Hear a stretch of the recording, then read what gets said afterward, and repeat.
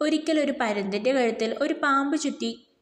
എത്ര ശ്രമിച്ചിട്ടും തന്റെ കാൽനഖങ്ങൾ കൊണ്ടോ ചുണ്ടുകൊണ്ടോ പാമ്പിനെ എത്തിപ്പിടിക്കുവാൻ പരുന്തിന് സാധിച്ചില്ല. ആകാശത്തിലേക്ക് പൊങ്ങിപ്പറന്നുകൊണ്ട് പാമ്പിനെ കുടഞ്ഞു താഴെയിടുവാൻ പരുന്ത് ശ്രമിച്ചു. എന്നാൽ പാമ്പാകട്ടെ പരുന്തിന്റെ കഴുത്തിൽ ചുറ്റി വരിഞ്ഞു. വൈകാതെ തന്നെ ശ്വാസം മുട്ടി പരുന്ത് താഴേക്ക് വീണു. ശ്വാസം കിട്ടാതെ പിടയുന്ന പരുന്തിനെ കണ്ട് ഒരു ഗ്രാമവാസിക്ക് പാവം തോന്നി. അയാൾ പാമ്പിന്റെ പിടിയിൽ നിന്നും പരുന്തിനെ മോചിപ്പിച്ചു. പാമ്പാകട്ടെ ദേഷ്യത്തിൽ അയാളെ കൊത്താൻ ശ്രമിച്ചു. എന്നാൽ പാമ്പിന്റെ ഉന്നം പിഴയ്ക്കുകയും അതിന്റെ വിഷം അയാളുടെ കയ്യിലുണ്ടായിരുന്ന വെള്ളം കുടിക്കുന്ന പാത്രത്തിൽ വീഴുകയും ചെയ്തു. ഇതറിയാതെ ഗ്രാമവാസി വീട്ടിലേക്ക് നടന്നു.